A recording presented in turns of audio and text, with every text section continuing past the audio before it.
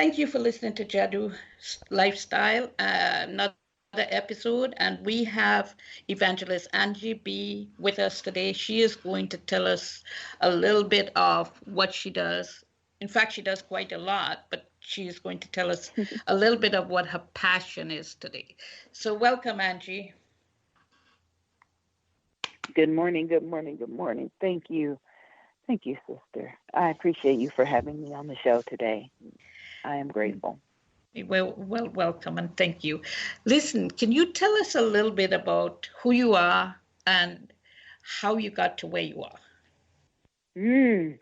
I don't know how much time you have, but that's a lifetime worth of testimony. So let's just say I grew up in Detroit, Michigan, in a normal family, mother, father, in the home, siblings, pets, overachiever with school activities, and transferred all of that into adulthood and not understanding the importance of having a spiritual connection, and learned through several bumps and trials and tribulations that brings me to where I am now. I am an evangelist that preaches the word of Christ. I am an author that writes what the Lord asks me to write. I am a workshop presenter that brings workshops dealing with motherhood, fatherhood, mental illness, singlehood, marriage, and I am a mental health advocate, and I'm also an alopecia advocate, having been diagnosed with that autoimmune disorder as well as the mental health disorder. But through all of that, I became an entrepreneur, and I think that's where we are today with today's topic. I like to call myself a serial entrepreneur because I've always been an entrepreneur in one way or another. And what I'd like to talk about today is how do you run a business when you've got all these other things going on? You've got children, you've got a spouse, you've got ailing parents, you've got health issues, you've got so many different things that are pulling at you, and all you can concentrate on is getting your business going and flourishing and thriving. And that's a challenge. Yes, it is. And that is what our Jadu Lifestyle program is about. We are actually helping business owners, entrepreneurs to optimize their time without compromising their health or wealth. So Correct. You're right on target with what we want to cover today. So what can you share with our listeners that you feel is one of the most important things that they need to know? I think one of the most important things that entrepreneurs need to know is that your business is not going to run if you don't take care of yourself. It is just not. And that means your physical health, your mental health, your spiritual health. You are a whole person. And, people always say, if mama ain't happy, ain't nobody happy. The kids aren't happy, and that makes sense. If mama doesn't take care of herself, the kid can learn difficult traits. And so when you're looking at organizing your business, I feel you have to structure your business the same way you would structure your lifestyle. For example, I have a mental illness, and I am on medication. I have counseling, and I have a support group. I have family members and friends that will call and check on me, come and see about me, take me to the doctors. They're like the bottom base of my pyramid. I'm up at the top, and they help to support me. So in my business, I need the same thing. I need my website designer to say, hey, you haven't sent me any updates in a month. What's going on? What do I need? I need social media interns and team members that will say, listen, you got 4 or 5 different pages and you haven't posted in a month. How about we post something about this? I need people in my business that can say, okay, Angie B, we know that you narrate audiobooks, and we haven't heard your voice narrating anything lately. So how can we help direct some clients to you, some authors to you? You have to have the same kind of support as an entrepreneur that you do when you are a mother, a wife, a pastor. I tell people, Jesus didn't come to this earth and decide to start his ministry by himself. He solicited disciples. He went after them and recruited them. And as an entrepreneur, I know money is tight and you can't always pay everybody, but you've got people in your corner that could at least help you along the way, at least look at things, at least be a second set of eyes, not only on your business, but on you as well. That is fantastic, fantastic information. But I want to take you a little bit to one of the things that I know you're passionate about, which is alopecia. But what I want you to tell us as business owners is, how has that affected your psyche with respect to your business? What can you tell a business owner who is experiencing the same thing to help them to move along or to move forward? Well, alopecia is a journey, just like any other health issue. For diabetes, you may have symptoms. Yeah, I'm up and I'm going to the bathroom all the time, but I drank a lot of water. I was very, very thirsty. It's a transition to get to where your symptoms are, to your diagnosis, and then to your treatment. And alopecia is the same way. We may feel like, okay, I can't go to this networking mixer until my hair is perfect, so let me put on a wig. And I need to do Facebook Live interviews and media interviews, but let me be sure I'm perfect.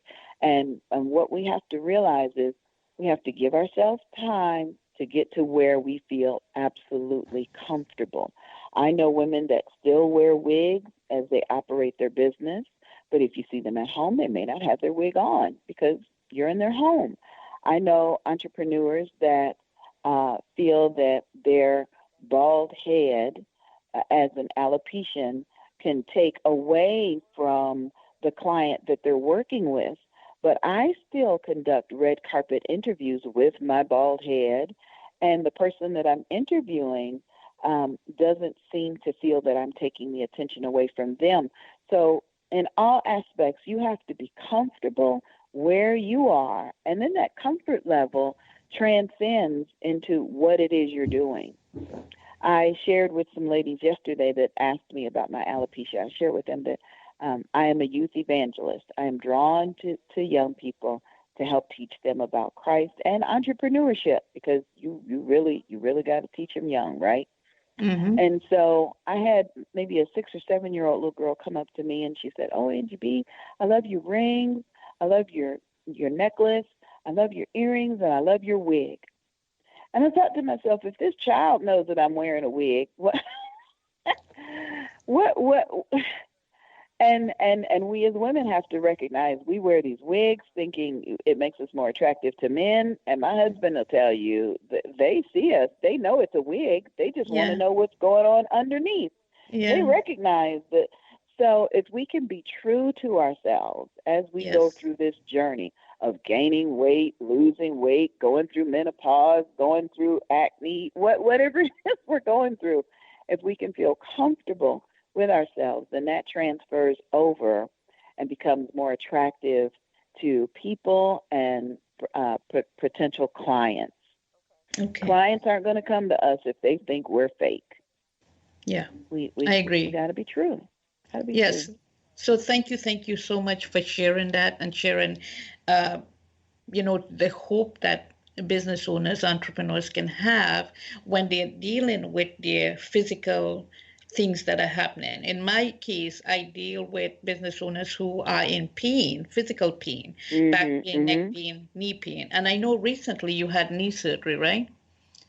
Oh, yes, I had knee replacement surgery, and that was was really a test for me, trying to continue to conduct business while going to physical therapy 3 times a day, trying to manage pain. And again, my business, Angie BEE Productions, was able to thrive because I had people in place ahead of time that were able to answer the phone maybe and say, well, Angie B's not available to come to the phone. What can I help you with? How can I help you? I was able to, thank goodness for social media where you can schedule posts ahead of time so that it still looks like you're active. So during my waking moments, I was able to schedule posts and send out emails and not function at 100%, but not downing myself because Yes. I couldn't function at 100%. I think as women and as entrepreneurs, we beat ourselves up so much. Yes. Oh, my eyelashes have to be on perfect. Oh, my lipstick has to be the right color. Oh, I've got to do this in my business each and every day. And if somebody calls and needs prayer, I have to stop what I'm doing and pray for them right then and there. We beat ourselves up. And I Yes. remember there was a time when the Bible says there was a storm and Jesus was asleep. He was enjoying a nap until the disciples woke him up. So sometimes we have to go and enjoy a nap. We have to go and sit down and enjoy a cup of coffee, not just running and splashing coffee everywhere. We have to be able to overextend the love to ourselves that we would appreciate somebody to give us. So love yourself, appreciate the gifts and talents that God has given you, structure time for yourself. I had someone tell me, I feel like I'm chasing that almighty dollar. Well, stop chasing it. Take Yes. care of Right. you. Take care of your family, and the dollar will chase you. Yes, so now I enjoy all your posts that you post on social media and things like that. In fact, I just saw the one where you posted about the woman who took her wig off while she was on stage. But Oh, here's the yes. thing. One of the things about Jaddo Lifestyle that we're trying to let business owners know is that they could have a fun life too. They could have, it Right. doesn't have to always be about business, business, business, but they could have a fun life. Tell me, what do you do for fun? Oh, well, I consider myself still a newlywed. My husband and I have been married for 6 years, and so um, every day with him is enjoyable, especially because he's my partner with the Alopecia Awareness Beauty Bazaar. He's my partner with doing audiobooks. And so if we get an audiobook and his voice is going to be a character, that's a lot of fun to go in the studio and play with him. Um, it's a lot of fun to be able to connect with my daughters.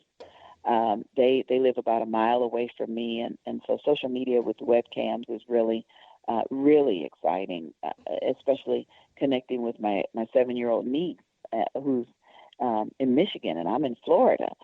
Being able to connect with them, that's fun. I get a kick out of doing nothing because I'm such a spinning around, running around type of person. I get a kick out of sitting in the recliner, looking at the lake, playing with my plants, talking to my plants.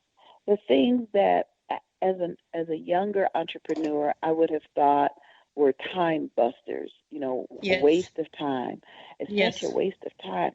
Why am I doing the dishes when I need to be calling a client?